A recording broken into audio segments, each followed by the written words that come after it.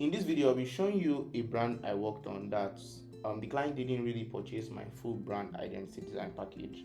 I don't call it logo design because it is not logo design. The fact that the deliverable is mostly a logo design does not just make it a logo design package.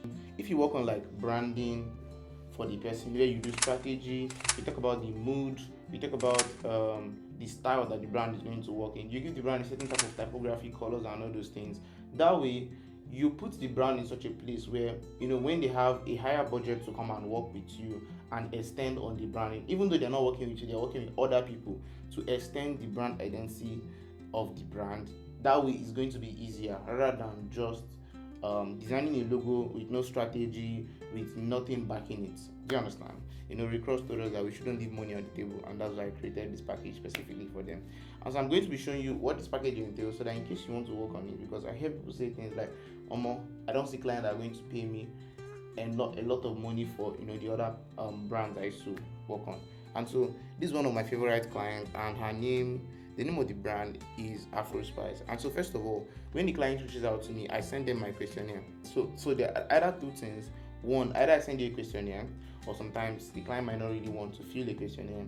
I'm going to have a call with you so that we expressly talk about this stuff, and I'm basically asking you questions that are mostly my questionnaire. I had a call with the client, and she basically explained to me a lot that I needed to know about the brand, and I wrote it down on my drawing book here. And here are some answers that she gave me. So she told me that the Afro Spice Academy, what she wants it to do, she wants it to be a brand that's helping cooking founders understand how to have a culinary food business. She told me that it's a kind of brand that doesn't gatekeep anything. She opens up everything that she needs her students to learn. She wanted a community of culinary people helping out with resources and direction. So if you enter like the UK, for example, and you're somebody in the culinary space, the community can help you say, this is where to buy African spices and African foods and whatnot. So she wanted it to be like a large community where she's helping people that are in the culinary industry, that are like chefs and whatnot, and the people are also helping themselves in turn. So I think, there's one question I asked her. This is like an unconventional question. I like to ask questions like this: that if your brand was a song, what would it be? And she told me, you can count on me, like 1, 2, 3, I'll be there. So the brand was basically anchored around no gatekeeping and the fact that these people in the culinary space, like her students, can count on her for anything concerning the knowledge that she has to share. Praise the Lord. Yeah. So let's get into how I worked on the brand. So after we had this call, the first thing I do, no matter what, is to send a mood board. I've even had cases where I send mood boards for flyers. So this is the mood board. We had two ideas for the mood board, and the first one is called the culinary standard.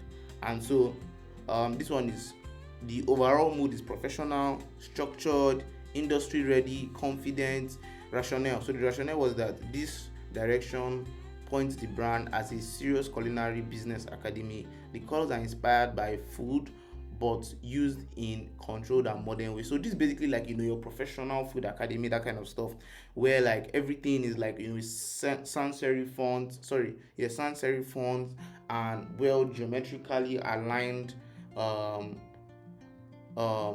colors, shapes, and whatnot. You understand? So the second one is warm community and support. So this one, I wanted it to be more friendly, more homely, more approachable and supportive.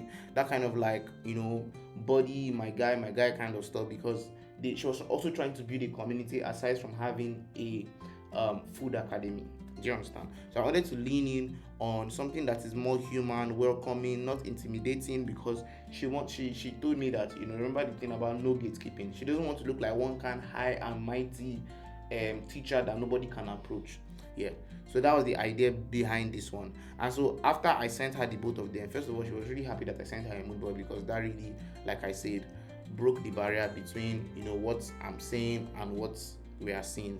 So she chose this one. Yeah, she chose this particular mood board, the first one, the one that says professional culinary standard. And so the next step that I take, hi guys, so I noticed that a lot of you I have not really subscribed, because I found somebody in Port Harcourt when I went to the design sprint that told me that she didn't really know that I was the one that posted the video about Soraya, but she had watched the video about Soraya. And so if you're like that, do well to click the subscribe button. I know that I've said it now, subscribe button is going to shine. So do well to click it and like this video, and make sure to go and watch other videos that I've created on brand identity design. Yeah, see you on the other side. Peace out. So the next step that I take after showing the client the mood board is to send the client logo options. And so I don't really have a lot of images from like my logo design process, and I don't think I really did a lot of sketches for this logo. I just went into the laptop straight to start designing, and I came up with 2 logo ideas. And so this is how I present my logos to my clients. So first of all, you have like a cover image. I think the idea of the cover image is basically to, make the client in tune with what is going on. Do you understand? Especially because there's not much of like illustrations and mock-ups in this presentation because of like budget and the scope of the project basically. So there is concept 1. So concept 1, I first of all explain what it's about. So I used the open book idea, and then I infused stack pots on layers to show like people that were once in this level, they keep on growing and growing and growing up until like the top of a mountain, that kind of stuff. But I use pots in an open book. Do you get? Yeah.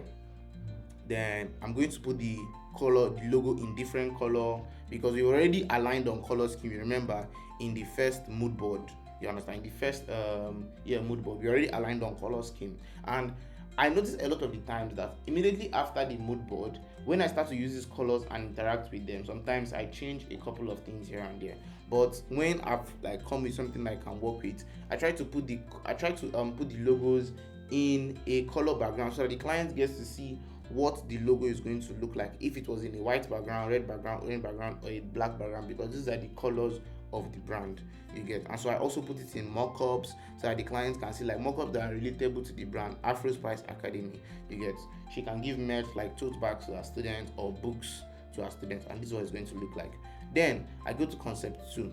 Concept 2 is basically the chef hat with an open book. I really wanted to bank on putting this open book idea in a proper visual, like whatever, you get. So this logo combines an open book with a chef hat, and I added this what did they call it, this cut here.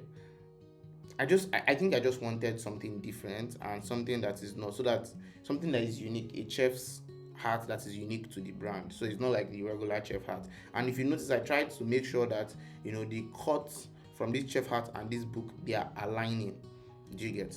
So the idea is a chef with an open book that is teaching, that kind of stuff. So Afro Spice Academy, and so this is like the color combination as well. Then I did the same designs. So people have advised that you do the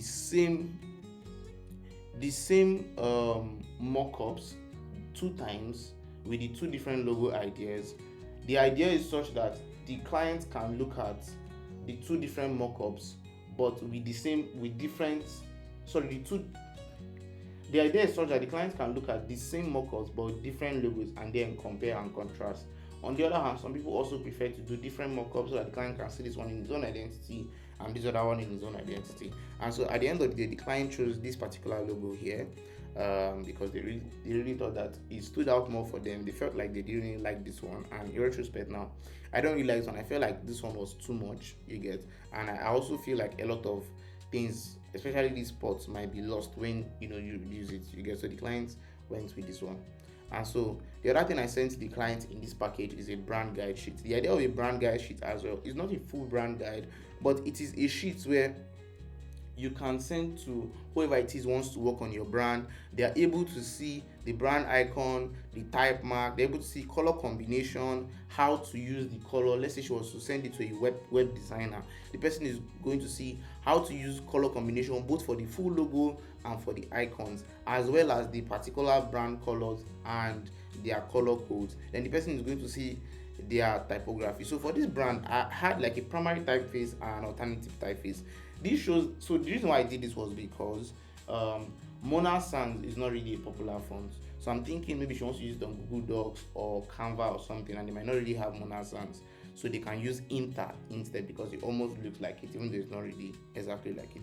And so I also delivered some other things for the clients, like So what I always do is I create a Google Doc, a Google Drive folder, and I send to the client. I add them as an editor on the folder, and so I send them their typography, Mona Sans. I also send them the logo in PNG, 3x, 4x. I send them the logo in SVG as well as PDF.